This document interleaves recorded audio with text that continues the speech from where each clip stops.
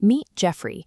He's an American mime who has somehow found himself performing right in the middle of Tokyo, one of the loudest, most hyper-auditory cities on Earth. While working a New Year's Eve party, he locks eyes with Yuppie, a retired Japanese actress and dancer. That chance meeting sets the plot in motion. The narrative layers magical realism over a sudden time travel twist and a deeply specific cultural mapping of all 23 of Tokyo's distinct wards. The author has to weave this mix of different timelines, languages, and cultural elements into a cohesive narrative without the whole thing collapsing. The solution is structural. The book abandons standard literary plotting and is built to function exactly like a piece of electronic dance music.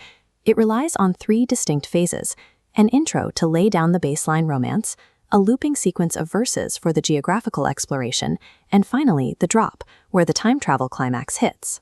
To understand the universe of Tokyo Beats, you have to stop reading it like a traditional novel and start listening to how it's composed. Underneath all the intricate world building, the romance between Jeffrey and Yuppie acts as the story's constant, driving melody. After meeting, they spend New Year's morning watching the sunrise at a crowded temple. They form an immediate, deep connection, even though they share no common language. By pairing a mime with a dancer, the author completely replaces spoken dialogue with physical movement as the primary way these 2 characters communicate.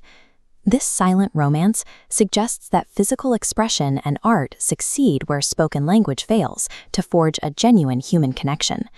From there, the book enters its verses. Jeffrey explores Tokyo's 23 distinct wards, or ku. Each ward introduces a completely new genre of music and dance. In the center of the city, Chiyoda-ku brings traditional Japanese influences to the surface, driven by the synchronized rhythm of ceremonial taiko drumming.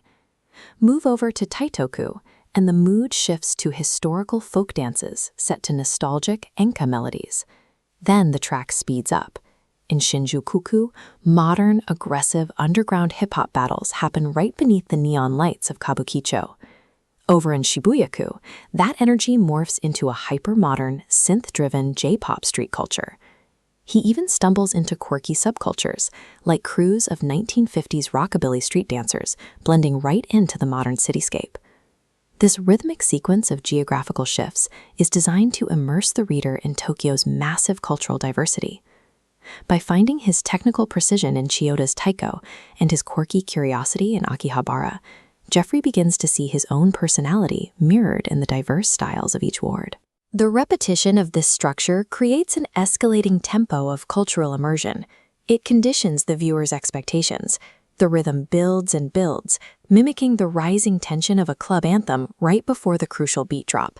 The climax hits at a central Tokyo dance competition. All the narrative tension reaches its absolute peak right here on the floor. And then the track drops. The event triggers a sudden chronological shift, throwing Jeffrey exactly 40 years into the past to the year 1982. In the aftermath of the time slip, Jeffrey processes the journey he just took by sitting down and finalizing his manuscript, which brings us to the final full-circle image of the novel. Jeffrey, back in his mime persona, is distributing copies of his completed book to a 1980s nightclub crowd on Christmas Eve. So, what is the ultimate purpose of this multi-genre, time-bending journey? Within this complex musical structure, music and dance function as universal languages, bridging decades of time and oceans of cultural difference.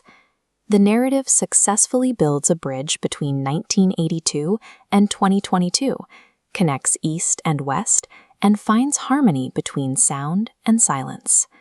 While each of Tokyo's 23 wards maintains its own distinct rhythm, Tokyo Beats layers them together to form a single unifying heartbeat.